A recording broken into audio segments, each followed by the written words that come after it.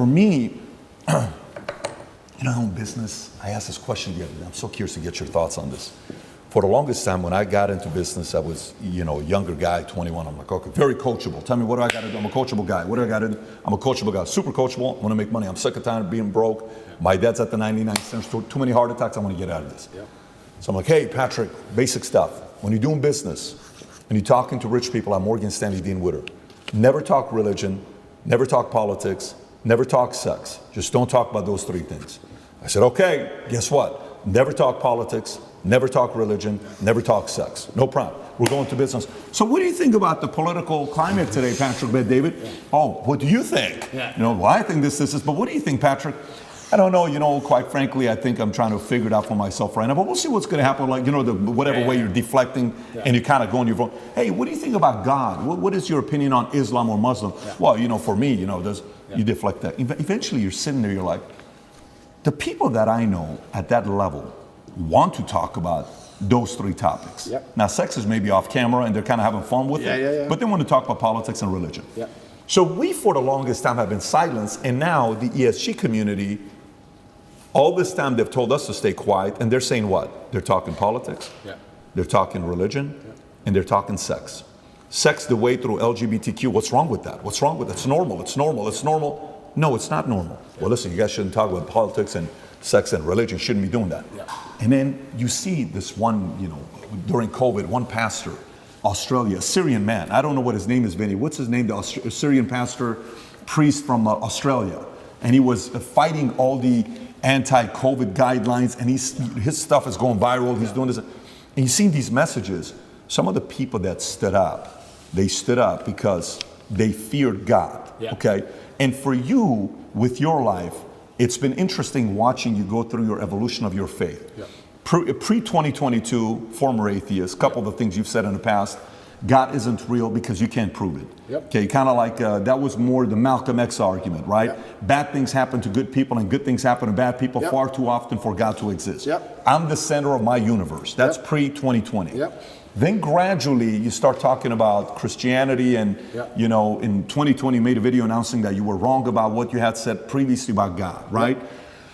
Now you start saying people who are atheists are angry, bad energy people, and I don't want to be on that team anymore. And even if God is not real, the world is a better place if people do believe in God. I know God is real because there's so much evil in the world that there has to be an equal and opposite force. The devil can't exist if God does not. And if you look at the world today, it is very obvious that the devil does not exist. And I'll go to the last one here with Muslim.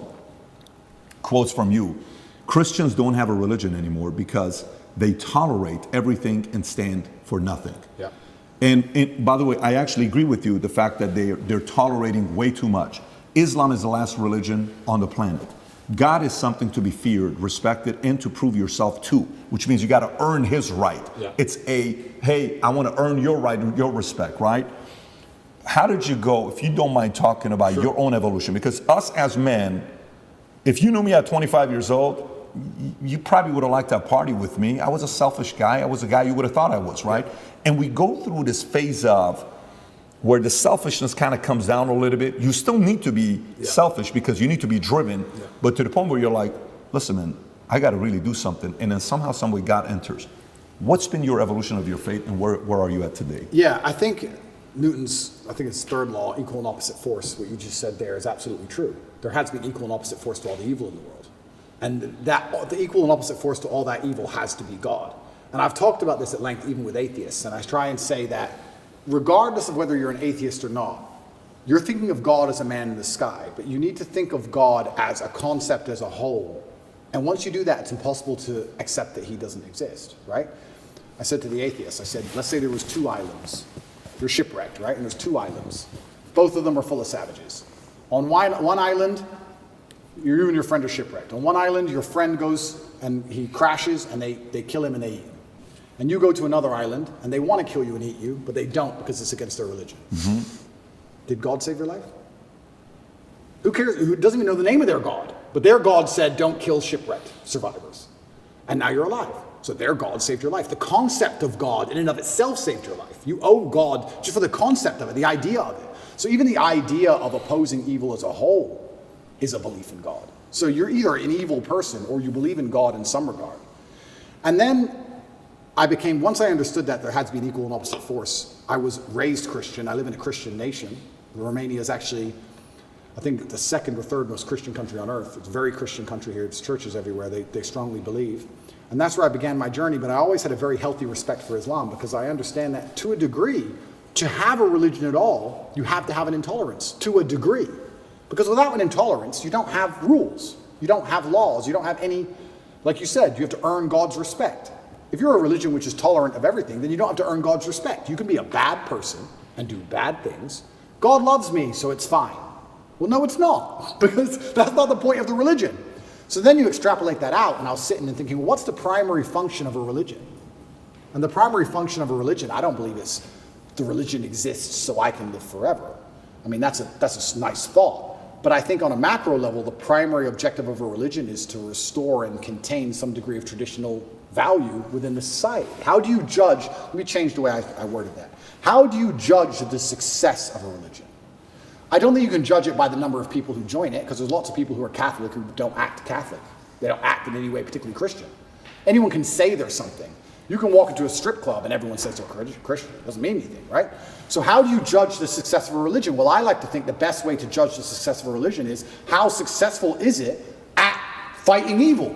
How successful is it at preserving the morality of a population in X parameter, in X geographical area? So when you look at it from that way, you can't say that Islam isn't the most successful religion on earth.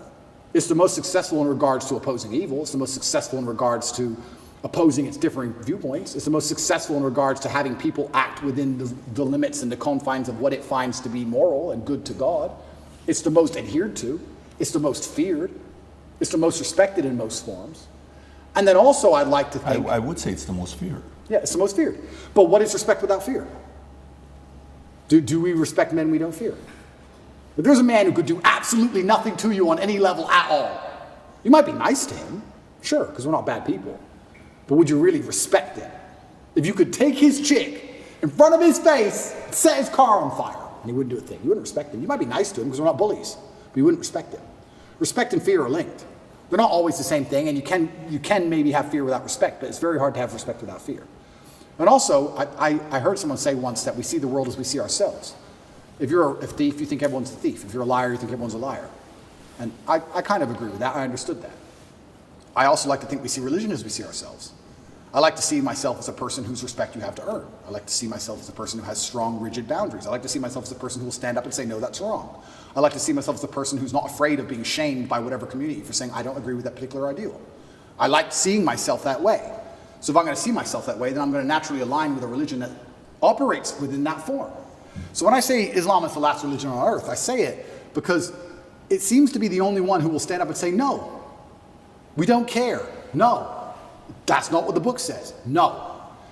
I was raised Christian, and Muslims as a whole, we have no problems with Christians. None at all. I don't want anyone to think I'm anti-Christian and like I dislike Christians. We don't have a problem with Christians. We believe in a lot of the same things. We believe in Jesus. We put more respect on the name of Jesus than most Christians do. I just don't like the idea of people saying they're a Christian and saying, but because I'm a Christian, I can do whatever I want and throw all the rules away and none of it matters. Because once you have that level of tolerance, you no longer have a religion. Islam seems to be the last religion left with parameters. If you don't have parameters, you don't have a religion at all. So the closer I found myself to God, the closer I found myself to Islam. That's just how it ended. And Andrew, speaking of fear, one could argue that Islam these days, certainly in the last 20 years with the war on terror, they've also been the most vilified. Absolutely. Right? So, you know, everything that we've seen happen with extremism and everything that's going on all over the world, how are you grappling with that? You've been a Christian for years now, Islam, everything. And you know what? That's such an interesting question, because when I was younger, especially when I was an atheist, I would sit and think, people are really doing terror attacks and doing all this crazy stuff because, you know, they're upset over a cartoon. That's so stupid. And nobody should kill anybody. Nobody should kill anybody. Charlie Hebdo, everything. Yeah, nobody should kill anybody. Nobody should kill anybody. I'll make that very clear. But also part of me is now saying, why would you want to insult the prophet for billions of people? Why would you want to do that? I don't even want to make the argument against free speech. I'm not even saying you couldn't be allowed to. This is a sensitive subject. I'm just saying, what kind of person wakes up and thinks, I want to do that? I don't know. I just don't think that's a healthy mindset. Like when I see these Satanists, and they're, especially in America, and they're doing, let's keep it on Christianity, these Satanists, and they're dressing up Jesus as gay and all this stuff, like, that's not done in any kind of good faith. There's no good reason to do that. That's done with genuinely malicious intention.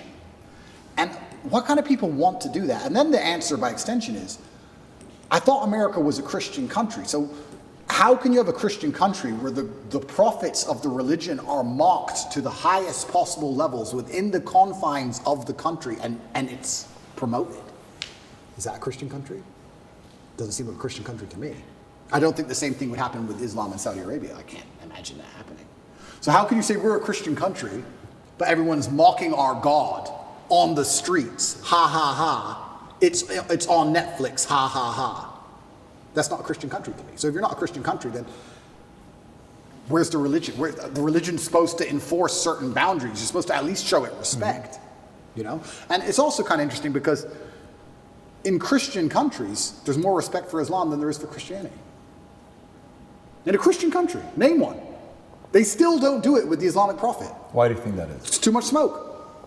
It's just not worth the heat. Because people believe. And I'm not advocating for violence on any level. I'm saying that even these degenerates who are trying to destroy people's belief in God, like we've discussed earlier, because they don't want you to have any baseline morality. If you believe in God, there are commandments, yes and no. That baseline morality prevents you being an absolute slave. So they're trying to destroy it. But even those degenerates who are trying to mock and disgrace God, understand there's a point where it just backfires and, ooh, this is smoke. And they don't want the smoke. And shouldn't God be feared? I'm scared of God. It's the only thing I fear. I fear God. They can put me in jail. I know I'm telling the truth. God's on my side. I fear God. So God should be feared. So once again, does anybody fear the Christian God? I haven't seen anybody scared of him in a long time. And it's kind of crazy because it's very interesting. The mass migration and all these things are leftist policies, but then also Islam is the most right-wing religion on earth. It's kind of very interesting. I grew up in England, and I grew up in Luton, which is a town which is mainly Muslims. It's a huge Islamic community. And there was a bunch of English people who were complaining about there's too much immigration, we're losing our culture, and I understood their point absolutely. But these are the same people complaining about all the left-wing LGBT in schools and all these issues. And I was like, the only allies you have against this are the Muslims. They're the only allies you have in any of this. The Christians don't protest against any of this stuff. The Christians don't. There's very few Christians who will get up off their ass and complain. In fact, I saw on Twitter yesterday, one of the churches was lit up in rainbow. I have nothing against gay people. I don't care. And that's actually another point I want to make into about this thing. I think most people don't care, and I think that bothers them. Have you ever had an argument with a girl, and she's like stropping around the house, she's huffing and puffing, and you just don't give a shit? So she has to keep upping the ante till you eventually go, what's the problem? Because she tried the low-level stuff, and you didn't care. I kind of feel like this has a remnants of that. I'm gay, cool. I want to get married. I want to wave my dick in your kid's face. Whoa, whoa, whoa, whoa, whoa. It's like, whoa, whoa, whoa, whoa. I feel like they tried to annoy us, and we're like, we don't give a shit. Do whatever you want. Be a person. We don't care. Point. And now they're like, okay, well, we have to get to a limit where they have to react. Yeah. We want attention now. We want them to care about What's the right move on that? Well, that's the point. You know, it's difficult. Because there comes a point where you simply have to address it, and now you have to oppose it. And this is, sorry to interrupt you, but this is why they're so careful and so clever with what they do. They package it all together. LGBTQ. I would argue, I don't know what Q is, firstly. Sorry, I don't know what Q is. Questioning. Q. All right. I would argue that G and T are very different things. Beyond. A gay man and someone who's chopped the dick off are very different things. Completely. So they package it all together. So now, because the spectrum of your enemy is so large, you have people who are fully this way. Mm-hmm. You have people who we accept and are normal in society. We have no problem with gay people. And they put it all together. You're an enemy of all these people. And they complicate the argument and they mix it all together. And now you're a bigot. And really you just want your kids to be left alone. Really you just want to leave the children alone. Of course. All you want to do is leave your kids alone. And then it's like, okay, I'm now raising children. I have more children than most people would believe. How do I protect my children from this insanity? God. Which God can protect my children? Allah, Islam. I'll move them to Dubai or Saudi Arabia, and none of this will happen. Can I trust a Christian nation? Some of them. Romania is a Christian nation, and to a large degree, they oppose quite a lot of this stuff. But they're also NATO, and they're also EU, and they also rely on bailouts and grants and money. And on a long enough time frame, even in the 7 years I've lived here, I have watched certain attitudes change because money buys influence and power. So Andrew, not to cut you off, how much of you converting from Christianity to Islam is actually the belief in God versus the societal pressures that are facing children? Because it seems like it's a little bit of both. For you to believe in God, you have to respect him. How can I believe and put my life in the hands of someone I don't respect? And I'm going to respect a God which is feared. Yeah, but it's a vertical relationship, right? It's not a horizontal. If you base it horizontally, they're going to disappoint you. If you think about, if you're going to believe, let's go believe Prophet Muhammad, his teaching, and let's go believe the Bible, NIV, and Jesus, Father, for God so loved the world that he gave his, you gave your son for me. Let's say that's true. And you're doing it based on faith. Who would do such a thing for me? What a level of sacrifice for you to do that. Who am I for you to be so worried about me? If you look at it from that angle, it's not necessarily coming from a place of fear. It's coming from a place of grace. It's coming from a place of love. It's coming from a place of, a different feel. Because I do believe the part that upsets me is the fear aspect, that they're allowing others to mock your God, to mock Jesus, to mock whatever religion it is you're a part of, and you're kind of like, oh, they're just funny, man. No, it's not funny. You just crossed the line. Like JC has that one line where he says, don't tell me why what the guy said about me. Tell me why he was so comfortable saying it to you. 100%. Tell me why he said comfortable to you. So I think that's the part about faith. I understand when you're saying the fear and the respect side. So that's the part where fear is needed. I totally agree. But the part where you were making a point about LGBTQ, you're like, I don't even know what Q stands for, is questioning. And then you're like, well, gay, okay, cool. Trans, listen, man, spectrum. And he said if we were to say which religion's the far right, it's going to be Muslim. Totally get it. They're on the far right. Christian today is kind of going center left today. Like they're kind of being soft right now. Okay. So if I want to raise my kids, I want to take my kids to Dubai, and I'm going to take my kids to Saudi Arabia. Why? Because I'm defending against some of these immoral philosophies that they have. I don't want to go there. I actually understand that argument. Yeah, and I truly, and I want to make one more point, I do believe there is one God, and I believe there's many different paths to God. And I'm not a religious scholar, and I'm not an expert on Islam. I'm doing my best, and I'm reading the Quran as often as I can. And it does say that Christians on the day of reckoning will see how close they were to the truth. And we are allies. We are not enemies in any regard, Christians and Muslims. And I do believe that the idea of Christians and Muslims shaking hands and saying, let's put an end to a lot of this garbage would be fantastic. I'm not anti-Christian in any regard.